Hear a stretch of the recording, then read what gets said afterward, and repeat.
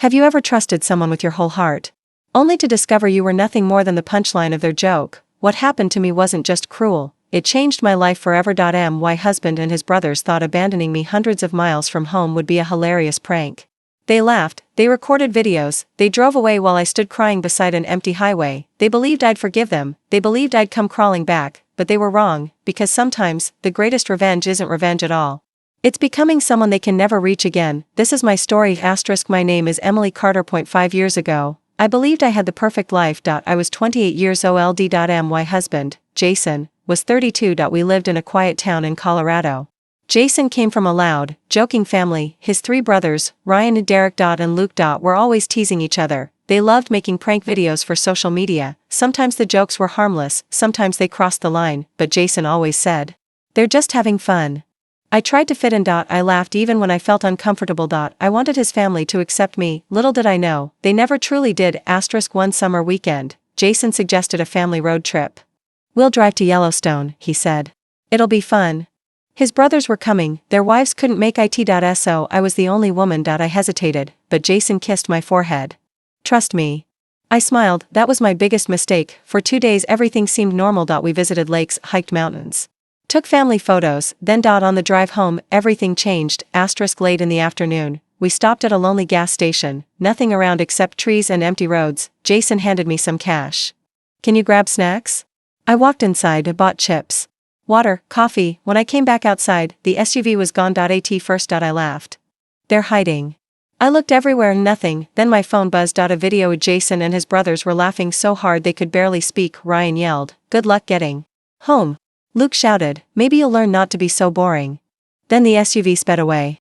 Still laughing. I stared at my phone. Surely they'd come back. 5 minutes passed, then 15. Then an hour. No one returned. It was getting dark. I called Jason. No answer. Again.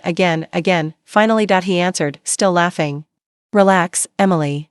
It's just a prank. We'll pick you up tomorrow." Tomorrow, I was 300 miles from home. No hotel nearby. No transportation. No family. No money except $20. I started crying. Jason hung up. The gas station owner noticed me sitting outside. An elderly man named Mr. Howard. He asked quietly, "Are you all right?" I finally broke down. I told him everything. He looked shocked. "I have daughters. I can't imagine anyone doing that."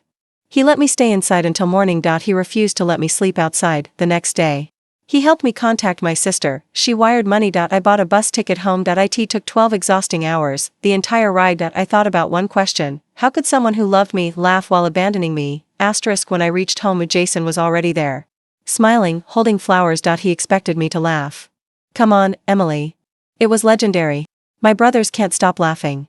Legendary. I looked at him, really looked at him. For the first time. I saw a stranger. I quietly walked upstairs, packed a suitcase, came back down. Jason frowned. "What are you doing?" "I'm leaving." His smile disappeared. "Seriously? Over a joke?" I answered calmly. "No. I'm leaving because your joke showed me exactly who you are." I walked out, and never looked back. Divorce wasn't easy. Jason fought everything. He told everyone I was dramatic, sensitive, overreacting. His family mocked me online, but I ignored them. I moved to another state, started over, worked 2 jobs, went back to college, studied business management. Every paycheck, every late night, every sacrifice, was building a future they never believed I could have. One evening. My professor introduced me to someone. A successful entrepreneur. His name was Daniel Brooks. Unlike Jason, Daniel listened. He respected people. He admired hard work. Months turned into years. We became friends, then partners, then something more. Daniel never laughed at my pain. He admired my strength. Together. We built a logistics company. It started with 1 small warehouse, then 2. Then 5. Eventually, hundreds of employees. Our company became one of the fastest growing businesses in the region. I wasn't rich overnight. It took years, but every success reminded me, leaving Jason had saved my life. 5 years passed. One afternoon. I attended a business conference. Hundreds of executives filled the ballroom. As I greeted guests. I heard a familiar voice. "Emily?" I turned around. Jason. He looked older, tired. His confident smile returned for a moment. "I've been looking for you. I miss you. I've changed." Then, he noticed the man standing beside me. Daniel. My husband, and the CEO of the company hosting the event. Daniel gently placed his hand around my shoulder. He smiled politely. "Everything all right, sweetheart?" Jason froze. The smile vanished from his face. Exactly as it had years earlier, when I walked away forever. Jason stared at the conference banner for Brooks and Carter Global Logistics. My name, right beside Daniel's, his eyes widened. You own this company? I nodded. Together. Jason swallowed hard. I never thought. I interrupted. I know. You never thought I'd survive. Silence filled the room. Jason confessed his life had fallen apart, his brothers had turned against each other, the prank channel had disappeared, financial problems followed. His second marriage failed. He admitted something I'd waited years to hear. I'm sorry. I was cruel. I thought being funny mattered more than your feelings. I smiled gently. I forgave you a long time ago. But forgiveness doesn't mean going back.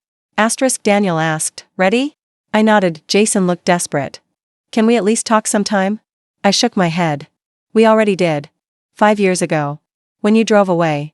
Daniel opened the car door. I stepped inside. As we drove away. I looked once in the mirror. Jason stood alone, watching the life he threw away.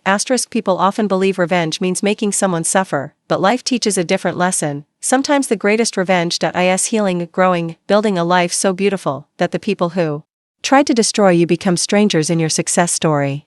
Jason abandoned me 300 miles from home. He thought I was helpless, instead he gave me the courage to leave forever, and 5 years later, when he finally found me, he didn't see the broken woman he had laughed at. He saw the woman he could never have again. If you enjoyed this story, don't forget to like, subscribe, and turn on the notification bell for more emotional revenge stories here on Royal Revenge Stories. Until next time, remember, respect is worth more than love, because love without respect never lasts.